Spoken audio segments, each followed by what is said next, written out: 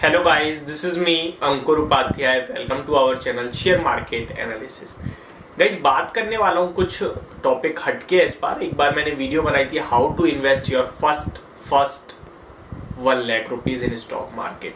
That means ये वो video थी आपके लिए कि स्टॉक मार्केट में जो बंदे नए आते हैं, जो न्यू निवेशक हैं या इन्वेस्टर या फिर पुराने भी हैं, तो काफी लोगों के मन में विचार रहता है कि हम अपना पैसा किस तरीके से कैसे कैसे स्टॉक्स में लगाएं. तो उस पर मैंने वीडियो बनाई थी. वो मेरी फर्स्ट वीडियो थी जो मैंने शेयर मार्केट में स्टॉक से हटकर कुछ इस तरीके की वीडियो बनाई, जहां मैंने आपके लिए कोई भी स्टॉक नहीं रिकमेंड करा, बट हाँ मैंने आपको एक वे बताया. उसी तरीके की ये भी कुछ वीडियो है कि हाउ टू मेक पोर्टफोलियो कैसे बनाएं. काफी लोगों के जो सवाल होते हैं, क्वेश्चन होते हैं कि हम कौन सा स्टॉक खरीदें या कौन सा स्टॉक मतलब कैसे मैनेज. टोटल कहने वाली बात यह है, वो अमाउंट मैटर नहीं करता. पोर्टफोलियो बनाने का मतलब है, देखिए एक इन्वेस्टर 10,000 वाला भी है मार्केट में, जो बिगनर है वो धीरे धीरे करके पैसा बढ़ाता है. एंड एक सीधे 1 लाख लेके आता है, वो धीरे धीरे बढ़ाता है. एक 10 लाख लेके आता है, वो धीरे धीरे बढ़ाता है. लेकिन सबके लिए पोर्टफोलियो तो एक ही तरीके से बनती है. अब ये तो है नहीं कि जो 1 लाख वाला है वो 10,000 रुपए एक स्टॉक में लगा रहा है, तो जो 10,000 वाला है वो भी एक ही स्टॉक में 10,000 लगा दे. अगर ऐसा है तो दैट मीन्स जो 1 लाख वाला है उसके पास तो बचे हुए जो 9 स्टॉक्स है वो उसकी पोर्टफोलियो को बचा लेंगे अगर वो स्टॉक डूब गया तो. लेकिन वहीं जो 10,000 वाला है वो अगर एक ही स्टॉक में 10,000 लगा देगा तो उसकी पोर्टफोलियो बर्बाद हो जाएगी. इसीलिए कहीं ना कहीं आपने एक कहावत भी सुनी होगी, don't put your all eggs in one basket. That means अपने सारा का सारा पैसा एक ही स्टॉक में बिल्कुल नहीं लगाना चाहिए. चाहे वो कितना भी अच्छा शेयर हो, वहां पे प्रोबेबिलिटी जो है 30 to 35 40% ऐसी होती है कि वो स्टॉक कभी भी खत्म हो सकता है. किसी ने नहीं सोचा होगा कि इंडसइंड बैंक जो 1200-1500 वाला था वो 300 रुपए पे आ जाएगा. किसी ने यस बैंक के बारे में नहीं सोचा था, क्योंकि जो प्रॉब्लम्स हैं वो अचानक ही आती हैं. ठीक है, तो मैं आपको यही बताना चाह रहा हूं कि पोर्टफोलियो कैसे बनाएं. वीडियो को आगे बढ़ाने से पहले आप सभी से एक रिक्वेस्ट है यार, प्लीज चैनल को सब्सक्राइब कर लो, नोटिफिकेशन बेल आइकन दबा दो ताकि मेरी वीडियो आप तक पहुंचे सबसे पहले. एंड गाइस, अगर ये वीडियो आपको पसंद आए, समझ आए और लगे यार बेनिफिशियरी है और जो भी मैं बोल रहा हूं आपको लगे हाँ यार ऐसे ही बनाना चाहिए, तो यार इसको प्लीज लाइक भी कर देना. एंड अभी मत करना, पूरी वीडियो देखने के बाद ही करना, क्योंकि तभी पता चलेगा वीडियो अच्छी है खराब है. एंड गाइस, अगर आपकी कोई क्वेरी किसी स्टॉक से लेकर या किसी भी मार्केट से रिलेटेड कोई इश्यू है, प्लीज कमेंट बॉक्स में कमेंट करके बताएं. मैं उस पर कोशिश करूंगा आपको रिप्लाई दूं, अदरवाइज वीडियो या शॉर्ट तो बनाऊंगा ही मैं उस पर. ठीक है, तो हम बात कर रहे थे कि पोर्टफोलियो कैसे बनाएं. तो मैंने आपको एक चीज तो समझा दी कि सारा पैसा एक स्टॉक में नहीं लगाना है, क्योंकि हम लोगों को पता ही नहीं होता. देखिए कितने भी एनालिस्ट बुलिश हो जाए, कितने भी कॉल्स आने लगे, आपको एक स्टॉक में पैसा नहीं लगाना. और जो ये सब देखता है वो ट्रेडर होता है, तो उसके लिए एक एसएल भी है, तो उसके बारे में मैं बात करना ही नहीं चाहता, क्योंकि ये पूरी वीडियो मेनली पर्पस है एक इन्वेस्टर के लिए. अब मैं आपको कुछ नियम बता रहा हूं. जैसे फॉर एग्जांपल हम 1 लाख की पोर्टफोलियो लेके चलते हैं, ठीक है, क्योंकि उसमें डिवाइडेशन आसानी से होगा. 1 लाख की पोर्टफोलियो में आपके पास जो स्टॉक्स होने चाहिए वो कितने होने चाहिए. कभी कभार लोगों की जो मेंटेलिटी, जो थिंकिंग है, वो ऐसे भी काम करती है कि अगर मैं यही स्टॉक 20,000 का खरीदूंगा और ये 10 रुपए बढ़ेगा तो मेरे को 200 रुपए मिलेंगे मात्र. या फिर मान लो वो स्टॉक 200 रुपए का है, आप 1,000 रुपए का स्टॉक है, 20,000 का खरीदोगे, आप 20 शेयर ले लोगे और अगर बढ़ गया वो 20 रुपए तो आपको पैसे बन जाएंगे. बट अगर आप वहीं वो स्टॉक 1,000 रुपए वाला 1 लाख का पूरा खरीदोगे तो 100 शेयर आएंगे, 20 रुपए बढ़ गया तो आपके ज्यादा पैसे बनेंगे.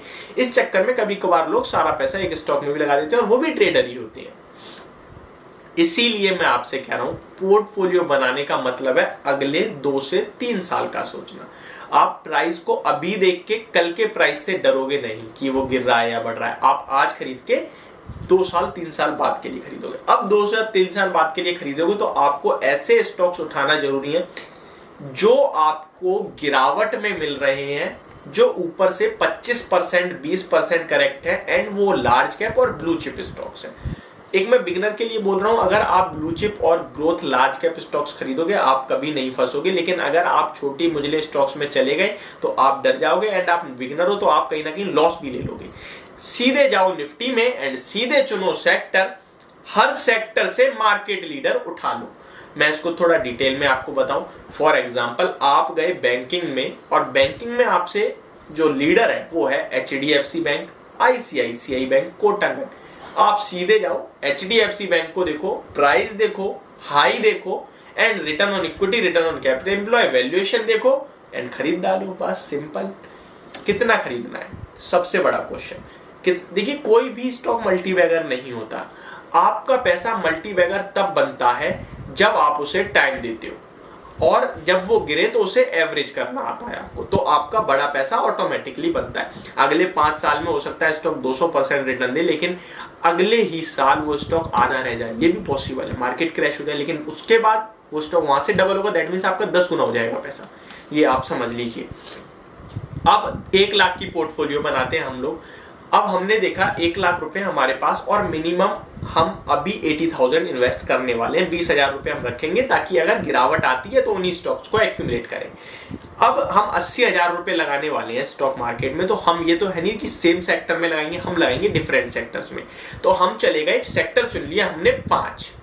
हमने फार्मा चुन लिया, हमने बैंकिंग चुन लिया, हमने FMCG चुन लिया, हमने IT चुन लिया एंड हमने ऑटो सेक्टर चुन लिया।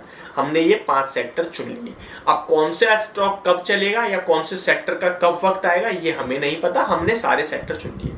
अब हमें सीधे जाना है इन सेक्टर्स के मार्केट लीडर में। अब हम आए सबसे पहले बैंकिंग में, एक हम NBFC खरीद लेंगे, एक हम बैंकिंग खरीद लेंगे एंड अपने 80,000 को लगभग इस हिसाब से डिवाइड करो कि आप मिनिमम 20 स्टॉक बाय कर सको। ठीक है, 20 स्टॉक अगर आप बाय करोगे तो दैट मीन्स आपका जो पैसा है वो लगभग जो हर स्टॉक में डिवाइड हो जाएगा, तो आप करीब करीब 4,000 रुपए हर स्टॉक में लगा सकते हो। ठीक है, 4 × 10 40,000 एंड दूसरे 4 80,000, तो 80,000 रुपए अपना पूरा सेफ हो जाएगा। उसके बाद जो 10,000 20,000 बचा है आपके पास, वो इन स्टॉक्स में अगर करेक्शन आती है इसमें से उसमें थोड़ा सा ऐड करना है। एंड ये नहीं कि अगर एक ही स्टॉक गिरता है तो पूरा 20 का 20 में लगा दिया, उसमें से आपको 2,000 रुपए ही देने हैं एक स्टॉक को। ठीक है, अच्छा अब हमने 4,000 रुपए लगाने, हमने शेयर चुनना है। अब तो हर सेक्टर से एक लीडर चुन लिया। बैंकिंग में गए, बैंकिंग से हमने HDFC बैंक उठाया और खरीद डाला। ठीक है, उसके बाद हम NBFC में गए, बेशक 1-2 शेयर ही खरीदो आप, लेकिन इसी तरीके से खरीदो। आप वैसे ही फार्मा में गए, डीवीज लैब ले लिया, सिप्ला ले लिया। आप वैसे ही ऑटो में गए, आइशर मोटर उठा लो, M&M उठा लो। M&M तो खाली हालांकि हाई पे चल रहा है, मैं आपको ऐसा एग्जांपल दे रहा हूँ, कोई रिकमेंडेशन नहीं है। सेकंड थिंग, आप IT में गए, इन्फोसिस उठा लिया, TCS या विप्रो या HCL टेक कोई भी उठा लो। ठीक है, आप ऐसे ही इस तरीके से आप मेंटेन कर लो एंड उसके बाद केवल और केवल आपको प्राइस चेक नहीं करना। आपको ये नहीं यार ये बढ़ रहा है ये खरीदना चाहिए वो बेच के, अगर ये करने लगे आप तो आप अपनी पोर्टफोलियो बर्बाद कर दोगे। सिंपल है, आप अच्छे स्टॉक चुन लीजिए एंड उनको एवरेज आउट करना मत भूलिए, गिरावट में साथ दीजिए, बड़ा पैसा अपने आप बन जाएगा। इस तरीके से आप बनाते हो तो मुझे लगता है अगले 10 साल जो है आपके लिए बहुत बड़ा मल्टीबैगर बन के तैयार होगा। आप बहुत बार सुनते हो यार मेरा स्टॉक तो वहां से वहां चला गया, 2 रुपए वाला 10 रुपए हो गया, लेकिन सवाल ये तूने पैसा कितना लगाया भाई उस शेयर में? 1,000 रुपए, 2,000 रुपए, बाकी के 99,000 तो डूबे पड़े हैं, वो तो बताओ।